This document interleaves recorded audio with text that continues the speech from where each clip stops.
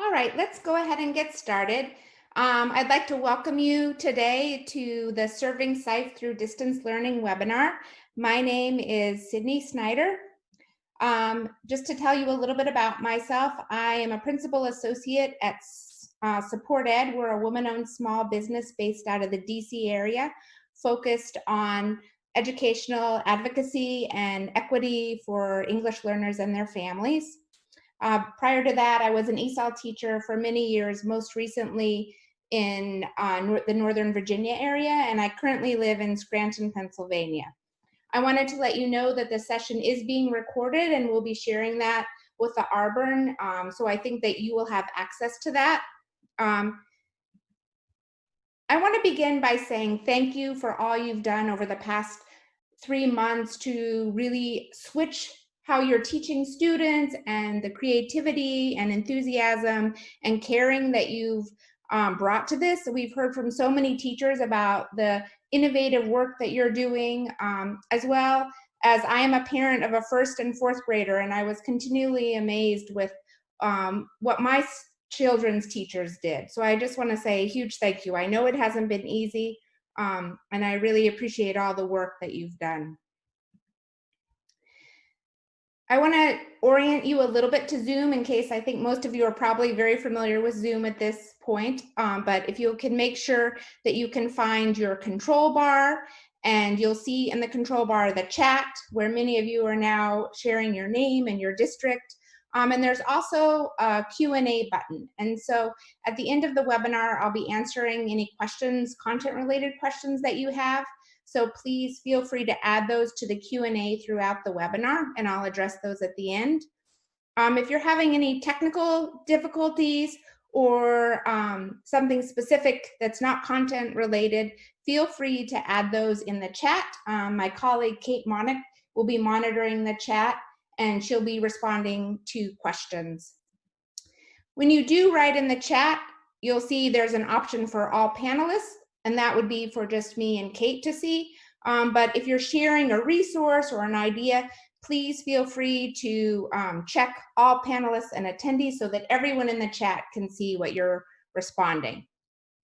I also wanted to let you know that whenever Kate is writing in the chat something, a link or some other kind of resource for you, it will start with and end with 3 asterisks. So you can look out for those. Those are resources or other information that she will be sharing. So if you haven't already, please introduce yourself in the chat using your full name and your district. This is how we will be sharing the chat with the RBERN, and they'll be issuing the certificates through My Learning Plan. So you want to be sure that you've done that. I also wanted to let you know that you'll see the chat in the bottom right-hand corner whenever we're having a discussion about something that I'd like you to respond to. So that's your kind of cue to add something to the chat. Again, you'll be receiving 1 hour of CTLE credit for this through My Learning Plan that will be issued by the RBERN. There are 3 objectives for today. These are to define the strengths and needs of SLIFE during distance learning, explore strategies and tools for supporting the social emotional needs of SIFE during distant learning, and to explore and apply instructional strategies for supporting the learning needs of SIFE during distance learning. And again, I welcome your ideas and thoughts in the chat, because I know many of you have been doing many great and innovative things, and we'd love to hear those resources. So we will be sharing both the recording of this presentation and the chat with the RBERN to pass along to you. I wanted to share a resource for you. So this is part of a series of 4 webinars that we're doing for the RBERN, and we've compiled some resources for you. You'll see that the resources for this webinar are in the 3rd calling, supporting SIFE through distant learning. So it is case sensitive, but it's bit.ly/li4ls. And again, Kate will be posting that in the chat. You'll have access to this Padlet of resources even after the webinar's gone, and we won't be taking it away. I also wanted to share with you that on that Padlet, there's a link to another Padlet that we did, which is specific to teaching ELs online. So there's a wide variety of resources on there, and we continue to add to that as more resources are shared. So I encourage you to check those out. You'll see the icon in the bottom right-hand corner. Anytime that we have a resource that was shared, you'll find that in the bottom right-hand corner. All right, and I wanted to let you know I'll also be posting this PowerPoint on the Padlet, so you have access to it there. All right, let's get started by defining the strengths and needs of SIFE during distance learning. In the chat, I'd like you to share what is a strength SIFE bring to your class, and what is a challenge that SIFE face with distance learning. So what are some of the strengths of SIFE, and what are some of the challenges? If you'd feel free to add your ideas into the chat. So strong work ethic is something they bring, but then needing support in those foundational skills. Experiences, a different outlook, unique experiences. A desire to learn, great. Language and content gaps as a challenge. Gaps between grade levels. Willingness to learn. So I love that there are so many strengths that you're coming up with, because I think it's really important that we draw on those when we think about teaching SIFE. They're sponges, I love that. Great, thank you so much. So feel free to continue adding to your ideas to the chat. I'm gonna continue on, just so we're all on the same page.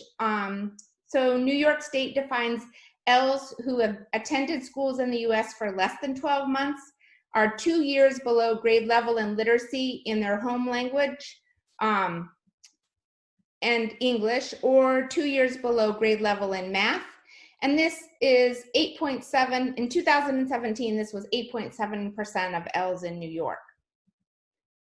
Some of the characteristics of SIFE that we need to be cognizant of is often they're above age for grade level placement. So they might be older than other students in their class when they're taking a particular class. So you might see, a 17-year-old in a freshman level class, for example. They have needs beyond traditional ENL or bilingual programs. And this is a really important one, thinking how we're providing them the extra support that they need beyond what is provided to all ELs in the program. They may have low or no home language literacy, that was mentioned in the chat, and they're at greater risk for dropping out of school. So it's really important that we're attuned to their needs and we're working with them to set goals for their learning. And they also bring with them a lot of prior experiences, as many of you mentioned in the chat. So this is a real strength, that they have strong levels of resilience. They may have experience in agriculture or building or a variety of other things based on their background. So again, as I mentioned, their strengths, they're competent in many areas, and they also are rooted often in communities that share an oral transmission of knowledge. So this piece about oral language is really key. They're used to sharing information orally, many of them. On the other side, they may not be accustomed to turning to print for new information. So that might be something new, something that they need to work on, and they need help making this transition. As we're thinking about particularly related to challenges with distance learning, we know that some of the challenges that SIFE may have with distance learning, and this could be true of many other students as well, is a lack of scaffolding in the materials. So it's hard for them to access the materials. They might have challenge accessing technology or the internet. There might be financial strains that are causing them other worries. They might have other responsibilities, such as caring for younger siblings. Their level of language proficiency, again, may go back to a challenge to access the content. The foundational literacy and math skills that was mentioned in the chat. It may be challenging to set up routines, learning routines. And then there's that social emotional piece that might be a challenge. But just as we're thinking about challenges, we also need to think about opportunities with distance learning. And I think this is especially important as we're looking ahead to what's coming in the new school year. We don't know what's coming necessarily, so how can we think about some of the opportunities that we saw during these past couple months and really build on those as we're planning for next year? So what we know is that this model of distance learning has benefited certain students. So students who may have school-based anxiety, students who were shyer may find themselves more likely to speak up in smaller groups or in a different setting. It's an opportunity for our ELs to develop their home language because they're home with families. It's an opportunity for really working on writing. Sometimes when we're working on writing, especially with SIFE, it can feel rushed, like there's not enough time. But here there's more time to spend with that writing. It's an opportunity for students to be able to repeat recorded directions and lessons.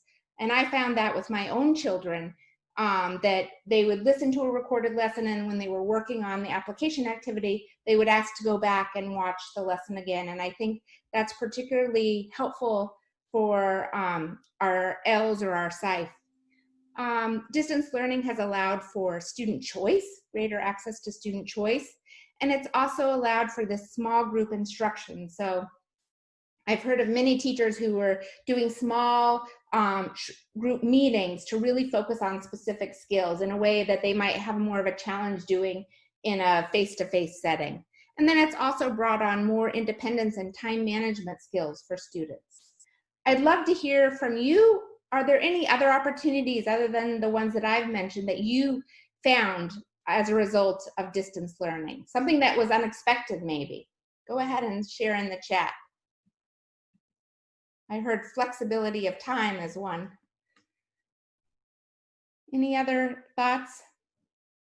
They can work and still attend school. I think that's really important when we're thinking about our SIFE population, right? Because often those are students who want to be able to work, and so they can do both. Improved technology skills. Yeah, definitely. I think we've all had that. Teachers, parents, and students. Greater family support. Nice. Yeah. Older sibling assistance. Bullying was reduced. Yeah, very important. Stronger parent-teacher relationships. Family support. More confidence in communicating. More supervision from parents. Very motivated and responsible. Great. Thank you so much. And again, feel free to keep adding your ideas, and I'm going to continue along. So something I want to ask just as we're thinking, as we're going forward in the webinar is, I'm going to have you take a poll, and I want to know what model have you been using to teach students during distance learning. So I'm going to share a poll with you, and you'll see your options are online learning, work packets or workbooks distributed to students, a combination where they were doing some online and some offline, or some other kind of format. Great, we'll give you just a couple of seconds to finish up, and then I'll share the results.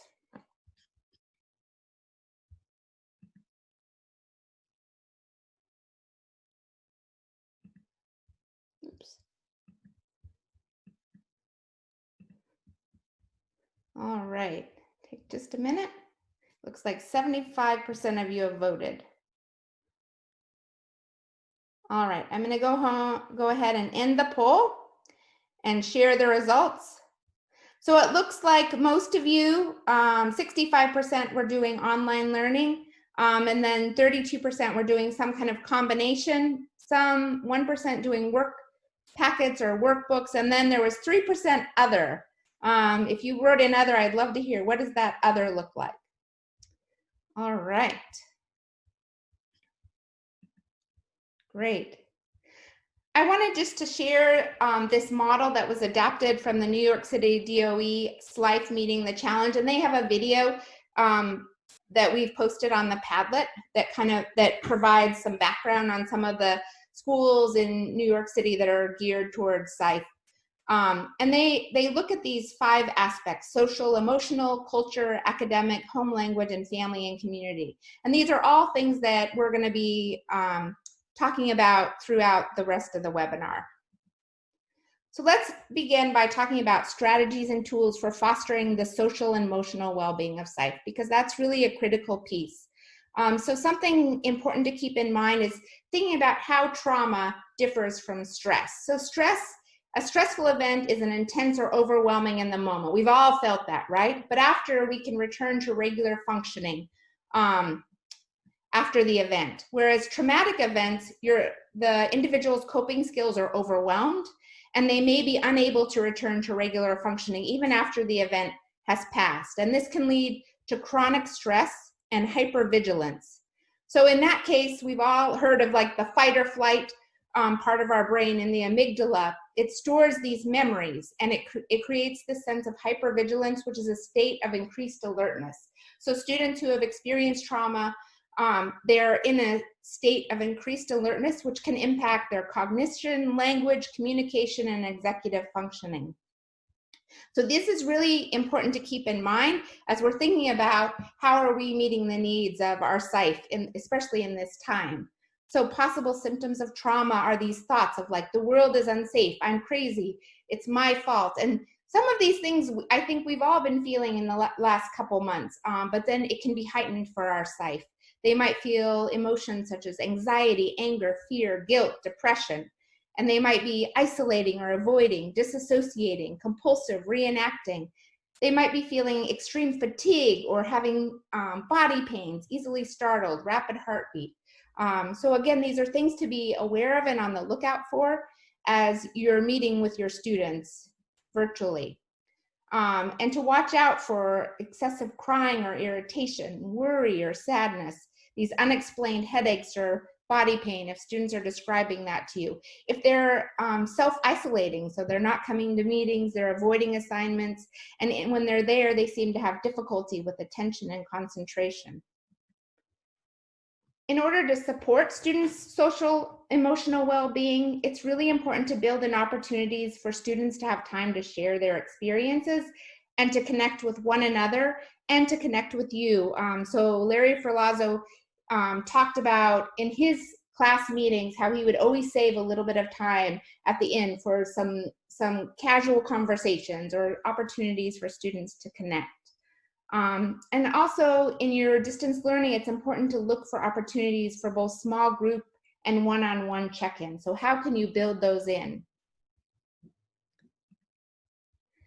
You can also help students notice their emotions and triggers, things that make them feel that. So this is an example of an emotion chart that could be used. You could have them complete writing prompts. I feel when, I wish, I miss. So these are all things that students might be feeling and help to bring it out.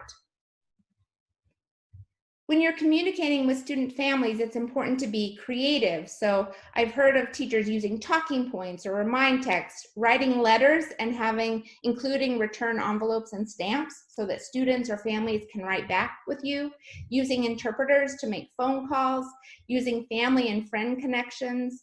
And it's important to build in consistent routines for communication. So that's something that's really important with SIFE that I'm going to talk about in terms of the instructional piece too, is thinking about how you can have it. So maybe I'm going to call you every Thursday at 10. So the students, so it builds that routine.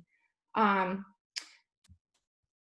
just thinking about how you can create this open communication so students can share with you and you can be sure you're checking in with them. I'd love to have you share what is a strategy you're using to support students and families' social emotional needs during this time. I see someone said talking points. It's a great family communication tool. What else are you using? Weekly wellness calls, WhatsApp, Voxer. And I think one helpful thing is to recognize that different groups of immigrants from different cultures, they like different tools, communication tools. So figuring out what they're already using, maybe they're using it to communicate with other family members. And drawing on that so that you're using a familiar tool for them. Google Chats, check-ins, reflections, text, conferences, great. Morning check-ins,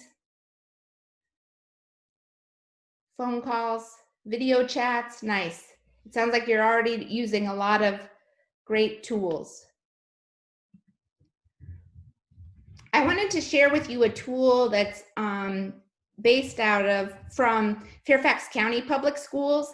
And these are, it's called the 7 Integral Factors tool, and it's adapted from WIDA. And it helps us think about if a student is having trouble academically, other factors that might be impacting their learning. And it looks at learning environment, personal factors, academic achievement factors, and their background. And it gives us some guiding questions. So if you're you're worried about a particular student, this could be a tool to help you think through some of the challenges that student may be having and how you might address them. And again, this is shared on the Padlet. Next, we're going to talk about instructional strategies and tools for virtual learning with SIFE. And I want to start off with the Mutually Adaptive Learning Paradigm, or MALP, that was developed by Marshall and DeCapua. And what they've done is they look at how students, particularly students coming from collectivist cultures that are really group-oriented, might differ from mainstream US classes. And what they say is that many of these students are looking for immediate relevance. So how is this going to help me now? They're also looking to build those relationships, those feelings of interconnectedness, because that's what they're used to. In contrast, we go to school thinking, oh, this is going to have relevance in our future. This is going to help me get into college.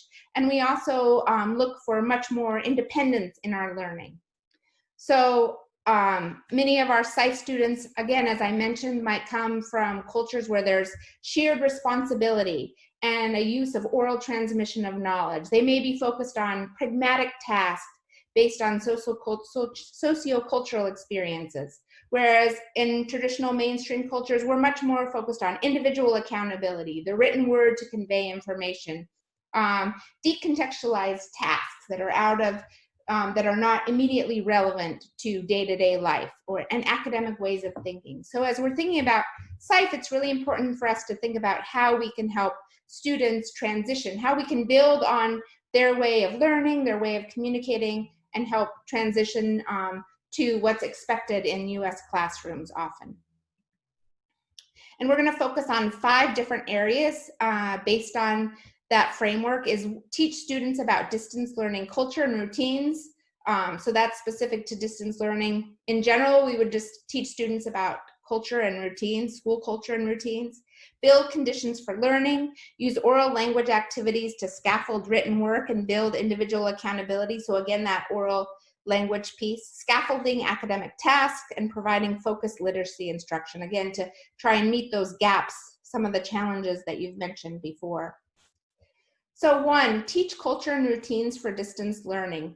Some important things, I think, and I think this is helpful for all students also, is having clear expectations. I know that with my own children, it was really helpful when I knew this was expected and this was optional, extra work. So making very clear about what you're expecting, showing models of the types of work that you want to have, so it's very clear what students are expected to do.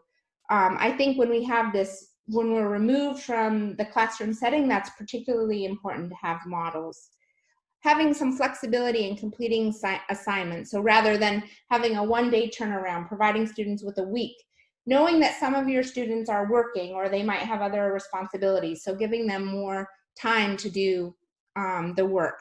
Having checklists to chunk tasks, so helping students break down the tasks that they need to do by providing checklists, so it feels more manageable. I think we do this often in the classroom, and so it's really important to carry that over with distance learning.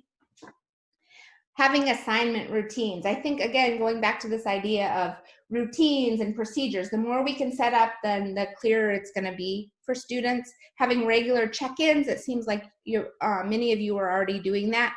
And then providing concrete feedback. So really thinking about what you want to focus on and making sure that feedback is specific.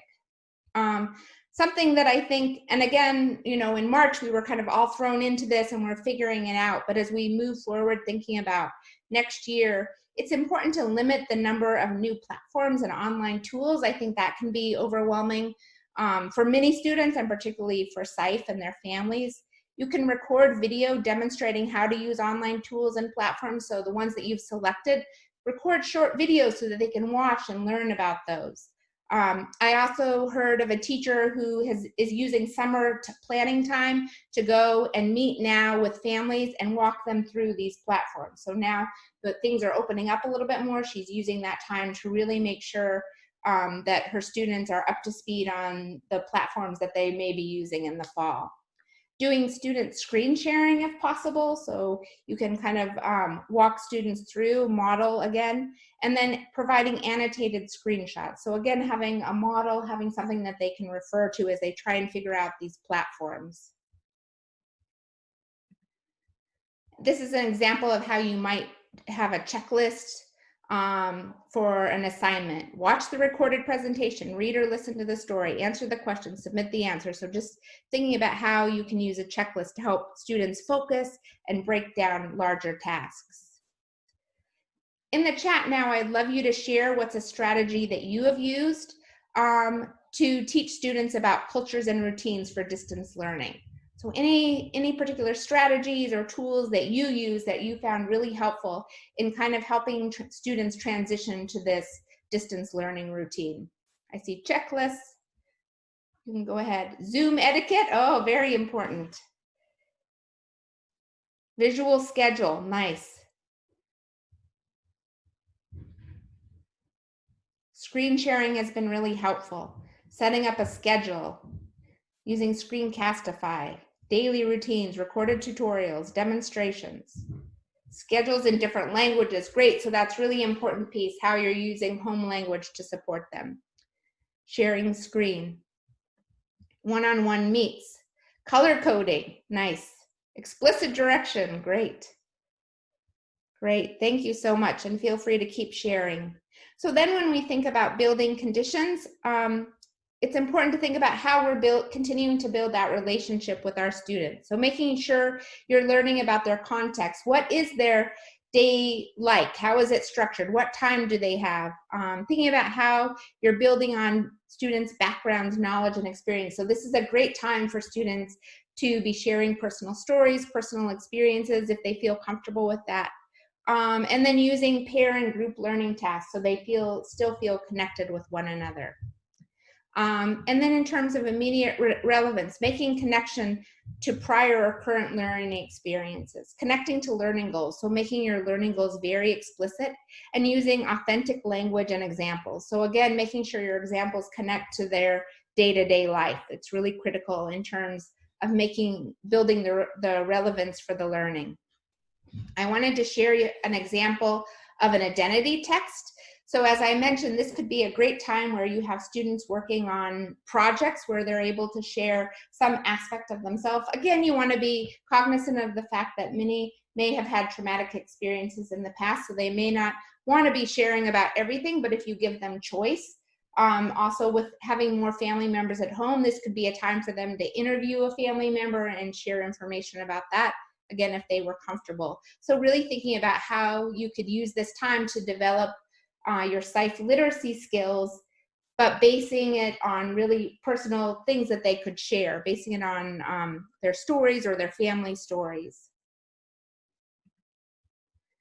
In order to connect to prior experience, there are a lot of different ways to do that. So using anticipation guides where students are asked some questions before and after reading, where you talk about a title, where they write captions for pictures, where you give sentence starters that they have to complete, where they categorize sticky notes, and even this can be done remotely. You might give them a list and they have to sort the list of concepts or words and then send you a picture or submit it as a Google Doc.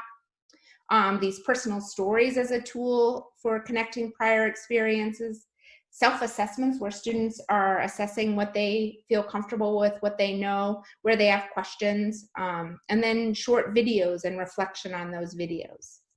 Just as an example, to kind of see where people are thinking, I'd like you to write a caption for this picture. So this is something similar that you could do with your students. You can show them an image before you start a new thing and have them write captions, and you could do this in some kind of Google Doc where students are writing different captions and they can see. So can you write a caption for this? What do you think of when you see this picture? Classroom misses you, right? Empty classroom, missing my classroom, right? So I particularly chose an image that I thought might spark interest in you. Of course, if you were doing this with your students, you would choose a picture that was related to the content that you were going to be studying. Social studies classroom. Where is everyone?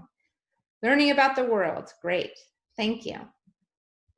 Here's another example of how you could use an image where here this is an example of before beginning a unit on the Western expansion. You show an image and then you have students complete sentence stems. This is a picture of, the people in this picture are, something I know about this time period is, a question I have is. So that's a great way for you to do a quick formative assessment and see what students already know that you can build on and where the gaps are.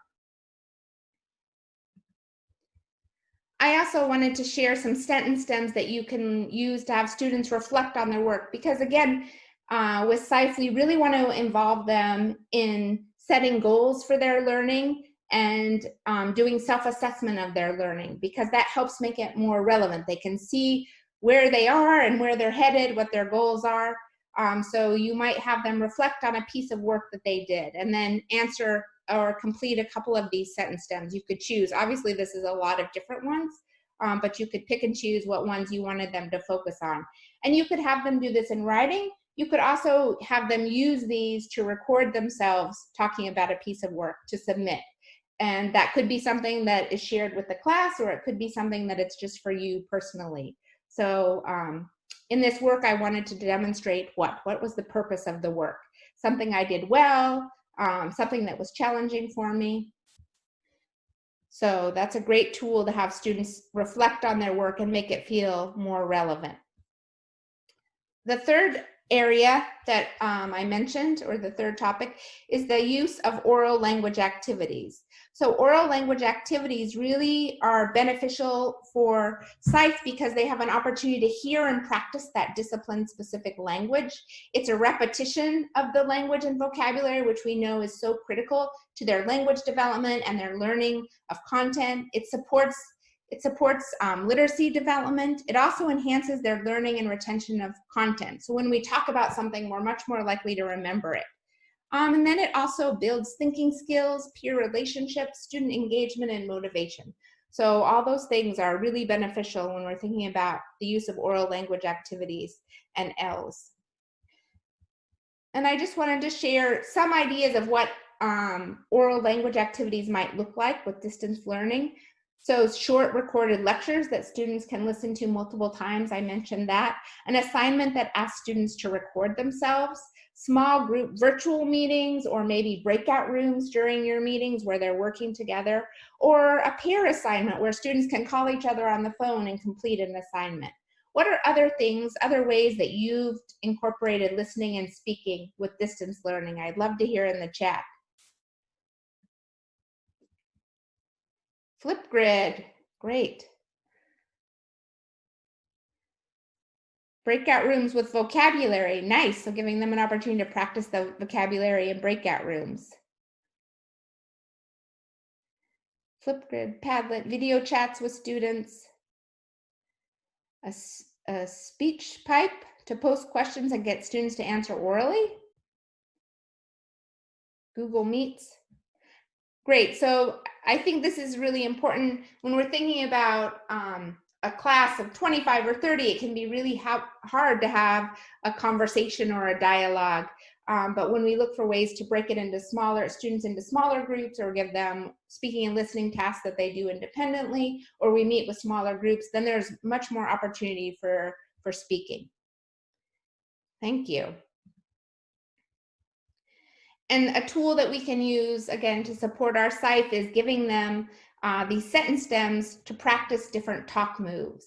And you can even do mini lessons with students so they have an opportunity to practice these skills of agreeing and disagreeing, asking a clarifying question, adding to an idea, this language that they use to do all these different talk moves through mini lessons related to everyday topics. So before asking our SIFE to use these kind of talk moves related to content, let's practice it. So let's have a conversation about the best summer activity, and then we'll practice our language for agreeing and disagreeing to do that. This is an example of having students record a response to a problem or a question. So you might give them a problem or a question that you want them to respond to, and you could give them a checklist that they could use as they're answering. So then they can think, have they done all these things, or this can help them with some of the language that they might need to explain their thinking. Other possible scaffolds might be sentence stems or frames or a word bank that they can use when they're doing the recording. Another activity that you can do to practice listening speaking is an information gap. So students, you share a problem with students, and students develop questions to ask you, or you can record yourself providing answers to questions, and then students listen to solve the problem. So again, this could be done in breakout room, or it could be done with the teacher providing responses. And I just want to do a practice one. So I'm going to give you a problem, and you need to ask me questions to find out the information that you need to be able to answer the problem. So we'll see if you can ask me questions and figure out the answer to the problem. This is the problem. Mateo's family is going to a fair. They can buy a family pass, or they can buy individual single tickets. Children's tickets are cheaper than adults' tickets. How much money will Mateo save if he buys the family pass? How many people are in the family? So there are 2 adults and 3 children in the family. How much is the family pass? Someone asked. The family pass is $30. How much is a child's ticket? A child's ticket is $6. How much is the adult? And the adult ticket is $11. So again, there are 2 adults and 3 children. A child's fee is $6. An adult fee ticket is $11, and the family pass is $30. How much will he save? Ooh, how much money does Mateo have? That's it. I don't have that answer. That's a good question. All right, I see some of you are typing in the answers. Is there a discount for the entire family? Yes, a family pass is $30. Is there an age limit for the children to buy the pass? No. All his children are on the children age. All right, I'm going to go ahead and show you the response. Great questions. So here is an example. Mateo has 2 adults, including himself, and 3 children.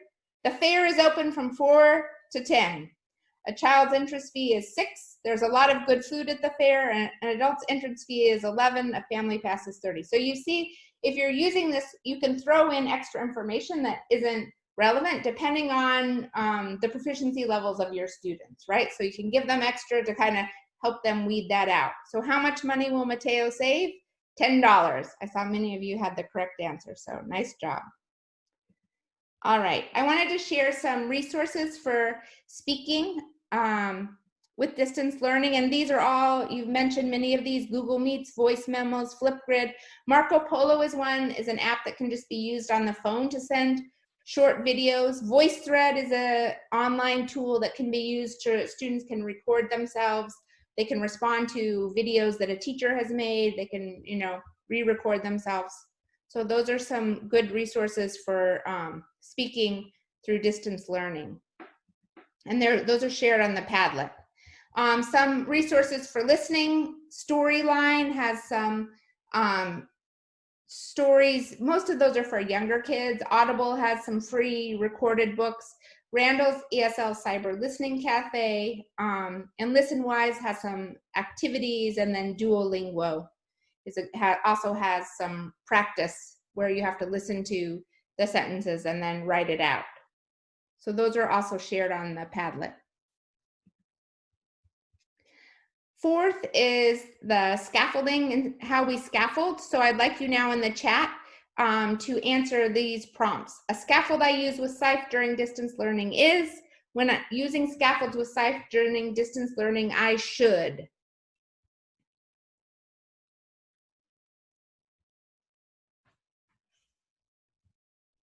Let's see. Make it visual. So lots of good visuals, and there's lots of opportunity for doing that during distance learning. Adapted text, one-on-one meetings, sentence frames, checklists, visuals, writing prompts, chunk, word bank, visual cues, providing examples, color coding, consider students' background, sentence starters, great, modeling, love these. All right, so when we think of scaffolding, we typically think of it in terms of 3 different types. So the materials that we use, such as the visuals, the sentence stems, the instruction that you mentioned, the modeling, the teaching of background knowledge, and then also using students. How can we group students to make that a scaffold? And here are just some of the different types, and many of these are things that you've already mentioned. And this again is shared on Padlet. So different types of scaffolds we can think about for our work with SIFE. And I just wanted to share a couple of examples how you could create a virtual word wall in Google Docs. So here you see the term, the image, a real world example, and you could also include a translation as relevant. And I see someone just wrote native language. Great. Here's an example of how you might build background knowledge by providing some visuals, giving a short text, teacher-created text that you've provided, and then with a glossary for key terms. So again, because we're able to differentiate more easily with distance learning in some ways, because students don't all have to have the same assignment, right? So if you know you want to work on a particular text, you might give those students who need it some additional background knowledge to work on before taking on the text, and then provide a different assignment for your students that don't need that background knowledge. I wanted to share this online tool. It's called No Red Ink, and they're offering free access with extended options during this time period, but they have templates that students can use to help with their writing. So it's basically an online graphic organizer for writing, and they also have different tutorials on different aspects of writing. So that could be a great resource to check out to support your students with writing. I also wanted to share this example of a scaffolded task example. So you see here, it's in English and Spanish, so we're providing that home language support. There's a voice recording of the instructions, so audio instructions is an additional scaffold. There's an example of an extra scaffold if they need extra support to build background knowledge. There are sentence frames, if those would be helpful. So these were developed by a colleague of ours in Reading, Pennsylvania school district. So this could be helpful to show your teachers to think about the types of scaffolds that they might need to provide their SIFE in completing a task during distance learning. And then the 5th area is that focused literacy instruction. So again, helping to address those gaps. And there's a lot of different ways to provide opportunities for reading and writing during distance learning, providing differentiated text with guided questions I saw, news articles, having students read comics, using closed captioning, reading closed captioning while watching videos, home language books, and in terms of writing, having students journal, do a learning log, letters, again, you can have exchange letters, giving them choice projects, so a career or a future trip, and then working on mentor sentences, which we're going to talk about in just a minute.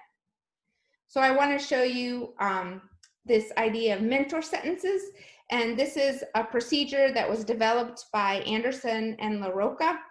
And what they do is they select a mentor sentence that students are going to think about, reflect on, and then eventually use for their own writing.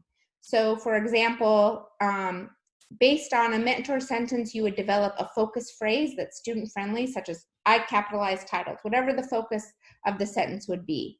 You can have students compare and contrast. So you offer them 2 different sentences that have a similar structure, that model the same language feature that you want to model. And then you have asked students to imitate it. And they could imitate it either as a whole group, where you model that through pair writing or through independent writing, or all 3. And eventually you have students share and celebrate their writing. So something connected with writing is often students feel like, oh, they're being evaluated on each little thing, or they get a paperback with a lot of red marks. It can be very discouraging. So thinking about how we're really focusing our editing on whatever language feature we're working on, and then they're able to edit that.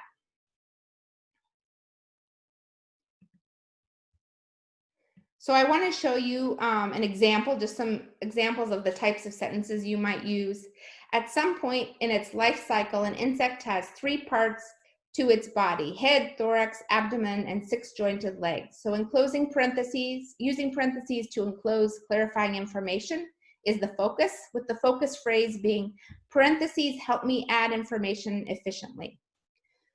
Another example, if you take a mouse to school, he'll ask for your lunchbox. So using conjunctions, producing complex sentences, using a comma to separate an introductory element from the rest of the sentence. And the focus phrase might be, when I start a sentence with if, I'll probably need a comma.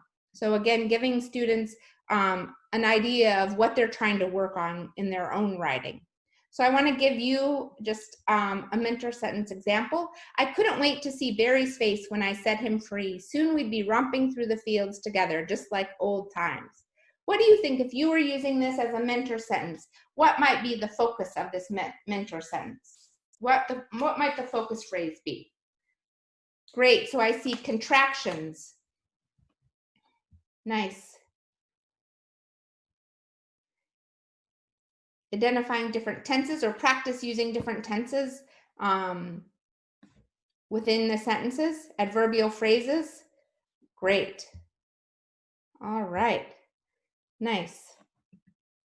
And this is an example of how, if you were doing this through distance learning, you could have students share their own mentor sentences in a Google Docs or some other format where they could add and they could post in a different color. So you'll see the mentor sentence, a focus phrase, and then student examples in different colors.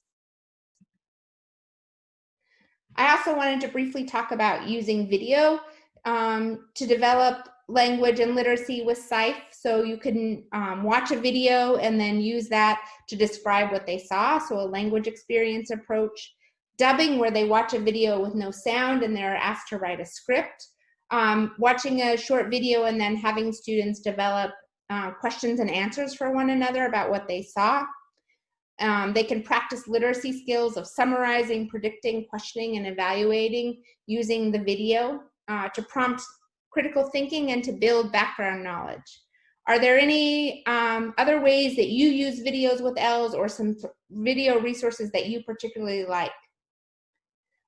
So I see Math Antics and Khan Academy for math, short Pixar videos with Screencastify, Edpuzzle, Pixar Shorts, Edpuzzle, great. Brain Pop, nice, thank you. I wanted to share with you, this is from Carol Salva, who has a choice board for the news in levels, where students read an article and then they choose one or more of these options to write about. So again, this is shared in the Padlet. So maybe they describe the most interesting thing they learned, or they describe anything or anyone you would like to know more about after reading it. Write a letter to the author. So these are all different ways you can build in student choice. And you can also guide them. You can tell them they need to choose one from each column or something like that as a way to differentiate their response to a news article that is also leveled for them. I wanted to share another resource in case you weren't familiar with it. Commonlit.org is a great resource for different texts, and you'll see, like, you can choose a text and it will tell you the grade level, the Lexile level, and it has a read aloud option, an option to have it translated in different languages. It has annotation tools, guiding questions, assessment questions, and this is a free resource. It also has paired text, so you might want to talk about a particular topic and you give students different texts to read related to the topic, and then they come together and discuss what they learned. And here is just a whole bunch of online resources for selecting and adapting material for SIFE. And again, these are shared on Padlet. So I'm not going to talk about each of these, but you can access them on the Padlet. I wanted to share an online tool that you can use called Sketch Notes, where you're able to annotate a screenshot. So that can be a good tool to use. And this is also shared on the Padlet if you're discussing something during class or you want to share a screenshot with students. Two others that I think we already talked about or were brought up, Duolingo and Brain Pop. Those are online tools for language development. In the chat now, could you share your favorite tool or resource, either online or low tech, for teaching SIFE during distance learning? I see someone said New Zealand, Common Lit. You can feel free. Rewordify, great, Raz Kids. Thanks. So of these 5 practices that we talked about, I want to ask you which one, let's see. Which of these would you like to strengthen in your context, in your teaching, as you think about the new year? So do you want to think about teaching students about distance learning culture, building conditions for learning through that, building relationships and background knowledge, using oral language activities, scaffolding academic tasks, or providing more focused literacy instruction? So just take a minute and think about which one you'd like to focus on as you think about the next school year. I know it's hard to think about next year, right, when you're just wrapping up this year. I'll give you just a minute or two.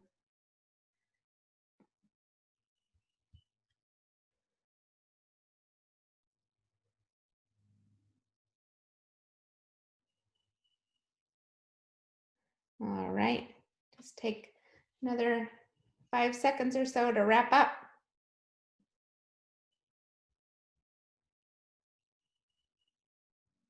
All right, I'm going to go ahead and end the poll, and I'll share the results. So it seems like different. The most was scaffolding academic tasks, but there were definitely some in each category.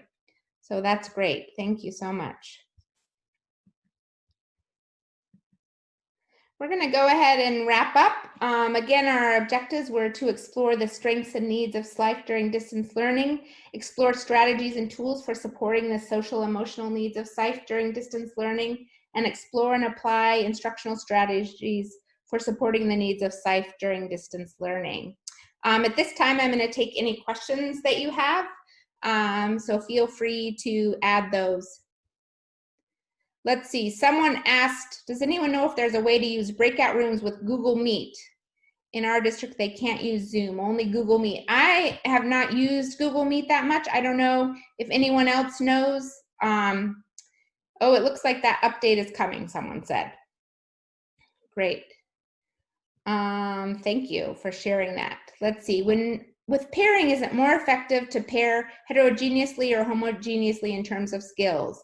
It's life with grade level. Yeah, I think pairing is such an interesting question, because I think that you need to really think about what your purpose is. So there are times when you want to pair students with similar home language groups so they can speak in their home language and use that as a resource to complete the assignment. There's times when you want to pair them when they're at different levels. So maybe you have someone who's modeling the language, someone who can provide more support to the student who might need greater support. I think it's really depends on your goal and your task, what you're hoping to gain from it. I think there's time for each. And I also think it's good to really mix up groups, so students have an opportunity to work with different people. And I think the important thing is just to be intentional about your pairing. So being thoughtful, what am I hoping from these groupings? And based on that, how are you going to group students? If anyone has any other ideas about pairing, please add them to the chat. I'd love to hear that, because I think it's such a great question. What are some ways we can support younger SIFE in the content areas when they have very limited literacy? So I think really focused literacy instruction is so critical at that point. So it's going to need to be small groups, one-on-one, focusing on those literacy skills like letter recognition, you know, all the things that when we're thinking about when we're teaching reading, to really focus. But I think the important thing is making sure you have the time and the space for that. Sometimes it can be really hard to work in that literacy piece if students are at an age when you're not so focused on teaching reading anymore. And if anyone else has ideas for working on literacy with younger SIFE, please add to the chat. Great question, thank you. What strategies do you advise us to use to teach reading and writing skills?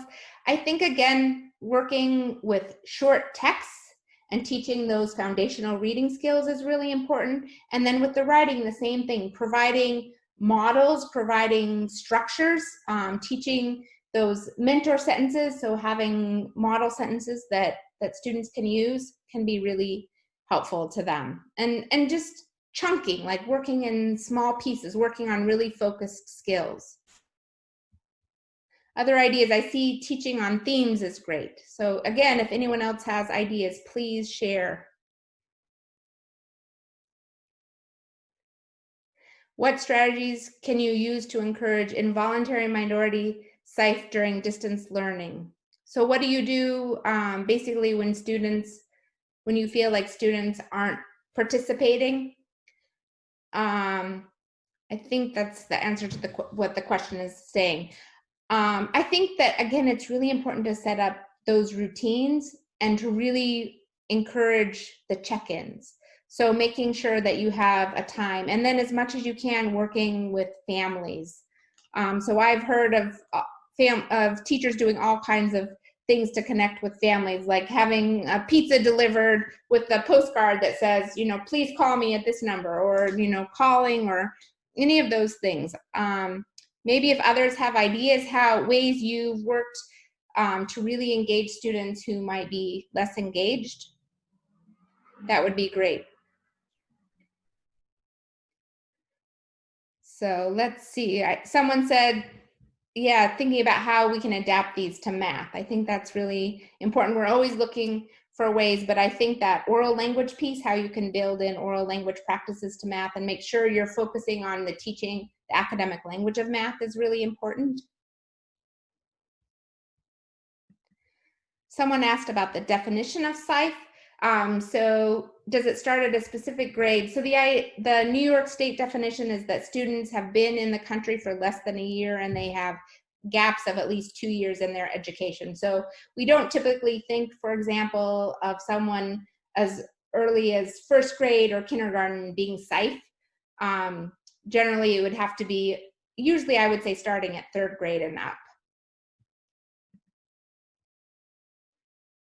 How do we build focus with student engagement? And I'd love to hear your ideas if you could add them to the chat. But again, I think these activities that include games, that include opportunities for talking, that include topics that students are interested in, all those things help build student engagement.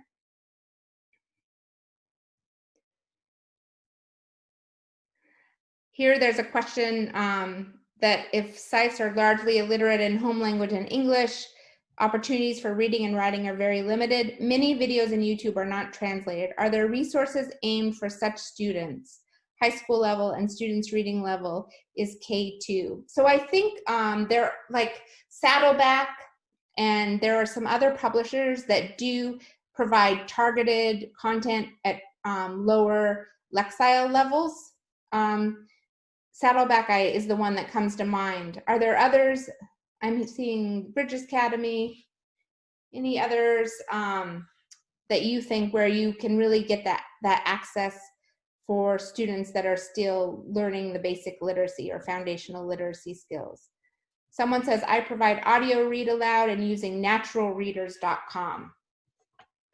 Great. Any others? And someone said there's very useful information in the Padlet. So that's great. You've already checked out the Padlet. Yeah, there's a lot in that Padlet. And feel free to continue to add to the Padlet. You can add your own resources too. So there's a place where you just check add, and we'd love to have you share your resources.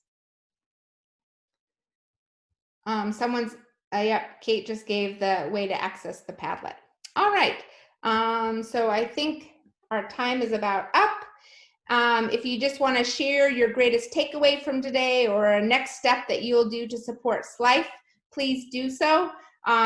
You have been a wonderful, very engaged audience. So again, thank you for all you're doing to support your SLIFE, to support your ELS, to support all your students. If you haven't already, please type your name and your school district into the chat. So in order for you to receive your certificate for your CTLE hours or hour, please do that. And just to let you know, my colleague Marley Zeno will be doing a webinar on June 29th. It's also through the Long Island RBERN on supporting ELs social emotionally. So if you want to check that out or sign up for that, that would be great. Thank you again. And if you have any additional questions, please feel free to reach out to me. My email address is sydney@getsupported.net. And again, we'll be sharing the recording and the chat with the RBERN. So I think that they'll be sharing that with you, and they'll be sending out the certificates. Thank you again, and have a great day.